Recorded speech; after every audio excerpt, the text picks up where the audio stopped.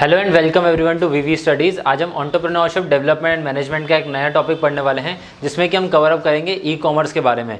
E commerce जैसे आप सबको भी को पता है कि इलेक्ट्रॉनिक कॉमर्स, जिसमें कि बेस्ट एग्जांपल आते हैं अमेजॉन, फ्लिपकार्ट, मिंत्रा, ईबे, ऐसे बहुत सारे इंटरनेट प्लेटफॉर्म्स हैं जो कि आपको घर से बैठ के ऑर्डर करने की फैसिलिटी देते हैं। अब ये ऑर्डर करने की फैसिलिटी से बायर और सप्लायर दोनों को ही काफ़ी ज़्यादा एडवांटेजेस होते हैं। इसका सबसे बड़ा एडवांटेज क्या है कि डिस्ट्रीब्यूशन चैनल जो है वो काफ़ी छोटा हो जाता है। फॉर एग्जाम्पल, अगर मुझे कोई सामान बेचना है और मैं उस सामान का प्रोड्यूसर हूँ, सो एज अ प्रोड्यूसर मैं अपने सामान को लिस्ट कर सकता हूँ उसको अमेजॉन, फ्लिपकार्ट या ऐसे बहुत सारे ऑनलाइन चैनल्स पे, और एज अ बायर आप आके डायरेक्टली परचेज कर सकते हो। तो इससे क्या होता है, जो बहुत बड़ी एक डिस्ट्रीब्यूशन चैनल की सिस्टम होता है वो शॉर्ट होता जाता है।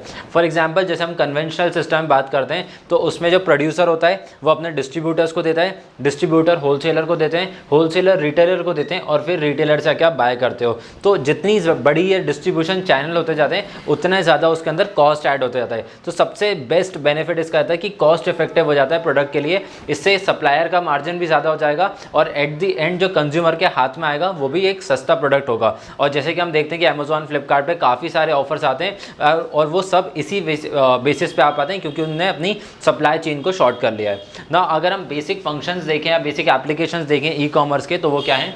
सबसे पहला इलेक्ट्रॉनिक फंड ट्रांसफ़र। यहाँ पे ना, जैसे हम इंडिया में यूपीआई की चेन देख रहे हैं कि वर्ल्ड में सबसे बेस्ट जो ट्रांसफर सिस्टम है दैट इज़ यूपीआई।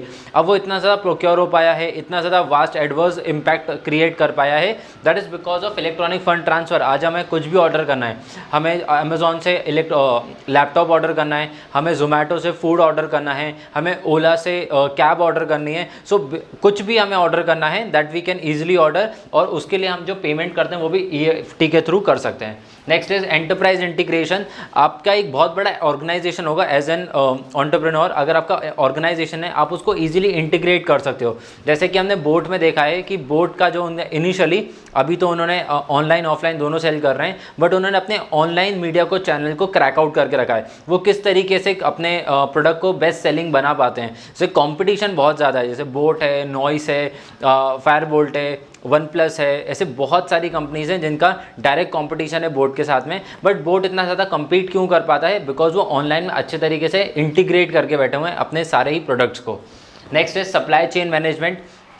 जैसे कि हमने लास्ट वीडियो में देखा था इन्वेंट्री मैनेजमेंट के बारे में, तो आपको इन्वेंट्री मैनेज करने के लिए आपको देखना पड़ता है कितने ऑर्डर्स आ रहे हैं, और उसी के अकॉर्डिंग अपने रॉ मटेरियल्स को मेंटेन करके रखते हो, और प्रोडक्शन भी उसी के साथ में इनलाइन सिंक्ड होता है। बट अगर आप ये चीज़ें पूरी ऑनलाइन कर दोगे तो आप online day to day basis पे अपने आप ही ट्रैक कर सकते हो। जो आपका वेबसाइट है, जो आपकी सॉफ्टवेयर है, उससे कितने ऑर्डर्स लग रहे हैं, कितने ऑर्डर्स डेली के आ रहे हैं, कितना रॉ मटेरियल आपके पास बचा हुआ है, कितना प्रोडक्ट आपके पास बचा हुआ है, ये सब आप अपने सॉफ्टवेयर के थ्रू कर सकते हो। तो जो डिसीजन मेकर्स हैं, जो मैनेजमेंट है इसका, वो इजीली अपना डिसीजन बना सकते हैं on the basis of their software. Next is procurement and purchase. Same supply chain management के बेसिस पे आता है कि आपको सब कब सामान प्रोक्योर करना है, कब उसको बेचना है, कब खरीदना है, आपका रॉ मटेरियल कितना आपके पास अभी मेंटेन करके रखना है, और कितना और आने वाला है। Next is video on demand. Generally आज हम टीवी की बात करें, और सोशल मीडिया पे भी आज सेम होने लगा है कि हम यूट्यूब जब भी रन करते हैं, जब हम इंस्टाग्राम रन करते हैं तो उस पर एड्स आने लगती हैं, हम टीवी देखते हैं उस पर एड्स आती हैं। अब इसमें ना वीडियो ऑन डिमांड का एक बेसिक चीज़ है कि आप जैसे हम अमेजॉन पे आते हैं तो अमेजॉन पे मिनी टीवी है, वैसे हम टेलीविज़न पे जाते हैं तो टेलीविज़न पे आज आपको जो चैनल देखना है आप उस पर्टिकुलर चैनल को देख सकते हो। तो इसी तरीके से ई कॉमर्स वेबसाइट्स भी आजकल ये कर रहे हैं कि वो OTT के साथ अपने आप को मर्ज करते जा रहे हैं। Next is home shopping. आप घर बैठे शॉपिंग कर सकते हो, तो जो आपका ट्रैवल टाइम है, जो आपकी एनर्जी है, और पूरा जो उसमें एफर्ट जाना है वो काफ़ी रिड्यूस हो जाता है। Next is internet banking. आप डायरेक्टली पैसा पे कर सकते हो अपने बैंक के थ्रू, जिसमें कोई बीच में कोई भी चैनल आता नहीं है, आप डायरेक्टली पे करोगे अपने सप्लायर को। Next is online marketing. जो कंपनीज़ हैं वो उन्हीं ऐप्स के थ्रू अपने आप को मार्केट कर सकते हैं। फॉर एग्जांपल, जैसे मैंने अमेजॉन पे सर्च किया टीवी, तो उसके बाद मैं कुछ भी यूज़ करूँ, मैं इंस्टाग्राम यूज़ करूँगा, मेरे को उसके ऊपर टीवी की ऐड जाएंगी। मैं यूट्यूब रन करूँगा, मेरे पास उसमें टेलीविज़न की ऐड जाएंगी। मैं गूगल सर्च करूँगा किसी भी चीज़ को, तो वहाँ पर मेरे को सिमिलर चीज़ के ऊपर ऐड जाएंगी। तो यहाँ से कोई भी company specially e commerce companies अपनी ऑनलाइन मार्केटिंग का प्रिविलेंस बढ़ाते जा रहे हैं। ना coming on to the advantages की इस ई कॉमर्स से क्या फ़ायदा हुआ है सप्लायर को और बायर को। तो सबसे पहले ग्लोबल मार्केट, आज कोई भी पर्सन इंडिया, जैसे Amazon is a global basically एक MNC है जहाँ पे कोई भी बेच सकता है और कोई भी खरीद सकता है। वो सिर्फ स्पेसिफिकली इंडियंस के लिए नहीं, इंडियन, यूरोपियन, ऑस्ट्रेलियन, कोई भी अगर उसमें कोई खरीदना बेचना चाहता है तो अपना प्रोडक्ट उसमें डाल सकता है और कहीं से भी उसको किसी को भी खरीदना है तो वो ईजिली खरीद सकता है। Next is quality of goods, क्योंकि कंपटीशन इतना ज़्यादा हो गया है तो कॉम्पिटिटिवनेस की वजह से लोगों को अपने प्राइस भी सस्ते करने पड़ते हैं और प्राइस के साथ अपने क्वालिटी को भी मेंटेन करना पड़ता है। बिकॉज अगर उनको कस्टमर को कंटिन्यूसली रिटेन करना है, अपना मार्केट शेयर को इंक्रीज करना है तो क्वालिटी, क्वांटिटी और प्राइस तीनों के ऊपर फोकस करना पड़ेगा। Next is reduce transaction cost, जैसे कि मैंने पहले बताया था कि चेन क्योंकि छोटी हो गई है, डिस्ट्रीब्यूटर, होलसेलर, रिटेलर, इन सब की कॉस्ट कटिंग हो गई है जिसकी वजह से एट द एंड प्रोडक्ट का प्राइस सस्ता हो जाता है। न्यू मार्केट्स में आप जाके अपने प्रोडक्ट को सेल कर सकते हो। जैसे आज मेरी एक रिटेल शॉप थी, लेट्स से भोपाल में मेरी एक रिटेल शॉप थी। अब मेरे को अपने मार्केट को ग्लोबलाइज लेके जाना है तो मैं पहले चेक करना चाहता हूँ, मैं रिस्क नहीं लेना चाहता तो मैं अपने प्रोडक्ट को लिस्ट कर दूंगा अमेजॉन पे, फ्लिपकार्ट पे, मिंत्रा पे, ईबे पे, ऐसे अलग अलग प्लेटफॉर्म्स पे, ताकि मैं देख पाऊँ कि मेरे को दूसरी सिटीज़ से कितने ऑर्डर्स आ रहे हैं। अगर मेरे पास बल्क में ऑर्डर होंगे, फॉर एग्जाम्पल मेरे को अच्छे खासे ऑर्डर आ रहे हैं दिल्ली से, मुंबई से, तो मैं उन जगहों पर जाकर अपने रिटेल आउटलेट्स भी खोल सकता हूँ। नेक्स्ट है स्टॉक मैनेजमेंट, जैसा कि हमने पहले देख लिया था कि आपको, क्योंकि आपके पास में एक ऑर्डर साइकिल रहती है, आपके पास ऐसा नहीं कि आज आपने अमेजोन से ऑर्डर किया और आपको 1 घंटे बाद डिलीवर करना है। It's not like Zomato. तो आपके पास 1 से 3 या 5 से 7 दिन तक का टाइम रहता है, वो प्रोडक्ट के ऊपर डिपेंड करता है और आपके सब्सक्रिप्शन के ऊपर भी डिपेंड करता है। तो आपके पास एक टाइम मिल जाता है कि आपको स्टॉक कब तक का मेंटेन करना है। आपको अगर ऑर्डर 3 दिन बाद सप्लाई डिलीवर करना है, 3 दिन की साइकिल है, तो आपको प्रीवियस 3 डेज़ के साथ में उसको रेगुलेट करना पड़ेगा। Next is national welfare. अब जैसे ई कॉमर्स आया है, UPI जैसे इंटरफेसेस आए तो उससे कंट्री की इकोनॉमी को काफ़ी बूस्ट मिला है। एक चीज़ है कि सारी चीज़ें ऑनलाइन हो गई हैं तो कोई भी शॉपकीपर जो है वो अपनी सेल को छुपा नहीं पाता। जैसे पहले हम काफ़ी देखते थे ये चीज़ें कि शॉपकीपर सेल कर देता था, कच्चा बिल दे देता था, जिसकी वजह से वो GST वगैरह से बच जाता था। बट अगर आप ऑनलाइन सेल कर रहे हो तो आपको GST पे करना ही पड़ेगा। Next is reduce cost of buyers. Obviously इतने सारे एडवांटेजेस मिलेंगे सप्लायर को तो अपने प्राइस कटिंग करेगा, प्राइस कटिंग की वजह से बायर को फायदा होगा। And at the end better information processing.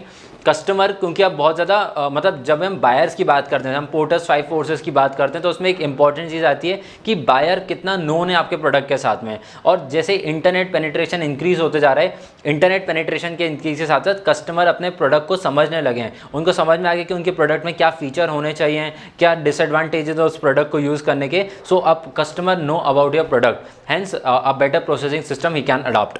And now coming on to the disadvantages. तो पहला डिसएडवांटेज है डिफिकल्टी इन इंजीनियरिंग बिजनेस। अगर जैसे हम अपने पापा मम्मी के टाइम के लोग देखें, जो लोग ज़्यादा टेक फ्रेंडली नहीं थे, कोई अगर बहुत पुराना एंटरप्रेन्योर था, आपके लोकल शॉप्स थी कोई आसपास, आप देखते होगे जिसको कोई अंकल रन करता होगा 40-50 ईयर्स का, तो वो ज़्यादा टेक फ्रेंडली नहीं रहते। तो अगर उनको अपने मॉडल को शिफ्ट करना है, अब आप और हमारे एज के लोग इजीली शिफ्ट कर सकते हैं बिकॉज हमें टेक्नोलॉजी ज़्यादा अच्छे से अडाप्ट करना आती है, हम इजीली अपने मोबाइल के थ्रू रन कर सकते हैं। बट जो लोग नहीं कर पाते हैं, जो हमारा पिछला जनरेशन था, उनको लिए काफ़ी डिफिकल्टी आती है इसको शिफ्ट करने में। Next is difficulty in using complex electronic system. अब जैसे EFT की हमने बात करी, RTGS हमारा होता है, ऐसे बहुत सारे अलग अलग सिस्टम्स हैं ऑफ ट्रांसफरिंग मनी, तो उसमें भी आपको डिफिकल्टी आती है और कभी ऐसा होता है कि उसमें थोड़ा टाइम भी लग जाता है। जैसे आप RTGS करते हो, NEFT करते हो तो वो थोड़ा सा टाइम लेता है। आप अगर UPI करोगे तो वो इंस्टेंट होता है। Next is lack of security. यहाँ पे डेटा पायरेसी की बहुत ज़्यादा एक चीज़ होती है जिसकी वजह से कस्टमरों को लगता है या फिर एज अ बायर आपको लगेगा कि आपकी इन्फॉर्मेशन लीक कर सकती है कंपनी, या फिर इनफैक्ट आपकी इन्फॉर्मेशन को कंपनी यूटिलाइज भी करती है। हम जो भी चीज़ गूगल पे सर्च करते हैं, थोड़ी देर बाद हमें उसकी एड्स आने लगती हैं। तो ये इंटरनेट को बेसिकली सब पता है कि हम क्या कर रहे हैं, हमें क्या पसंद है, क्या नहीं पसंद है, every single thing that they know about us. तो वहाँ पे पायरेसी थोड़ी सी सिक्योर नहीं रहती है। नेक्स्ट है प्रोडक्ट वेरिफिकेशन। अब जैसे बहुत बार हमने ये चीज़ देखी कि अमेजॉन, फ्लिपकार्ट पे कोई मोबाइल फ़ोन ऑर्डर करता है या फिर लैपटॉप ऑर्डर करता है, उसके बदले बुक्स आ जाती हैं, कभी ब्रिक्स आ जाती हैं, तो आप प्रोडक्ट को वेरीफाई नहीं कर पाते हो, उसकी ऑथेंटिसिटी चेक नहीं कर पाते हो कि कितना जेन्युइन प्रोडक्ट है। तो जब आप महंगे प्रोडक्ट खरीद रहे हो, आप 1 लाख का मोबाइल खरीद रहे हो, 1.5 लाख का लैपटॉप खरीद रहे हो और उस टाइम पर आपको ब्रिक्स मिल जाए, बुक्स मिल जाए, तो एज अ कस्टमर आपको बहुत ज़्यादा बिट्रेड फील होता है, जिस वजह से काफ़ी सारे लोग ऐसे हैं कि इसी डर की वजह से वो लोग ऑनलाइन शॉपिंग कम कर करते हैं वो लोग सोचते हैं कि हम अपने पास की शॉप पे चले जाएंगे। And at the end reliability of online shops, again the same thing कि जो ऑनलाइन शॉप्स हैं वो कितने जेन्युइन प्रोडक्ट सेल कर रहे हैं, उनकी क्वालिटी कैसी होगी, उनका हम कितने टाइम पीरियड में उसको रिटर्न कर पाएंगे, किस कंडीशन में रिटर्न कर पाएंगे, तो उसके ऊपर हम अब ऑब्लाइज नहीं कर सकते हैं। अब जैसे फ्लिपकार्ट और अमेजोन ने थोड़ा चेंज किया है, वो लोग ओपन बॉक्स डिलीवरी दे रहे हैं, तो उससे थोड़ी सी रिलायबिलिटी ज़्यादा इंक्रीज़ हुई है, बट उनको थोड़ा और एफर्ट्स देने पड़ेंगे ताकि ज़्यादा और कस्टमर कॉन्फिडेंस को गेन कर पाएँ। I hope the topic is clear to you. Thank you for watching my video.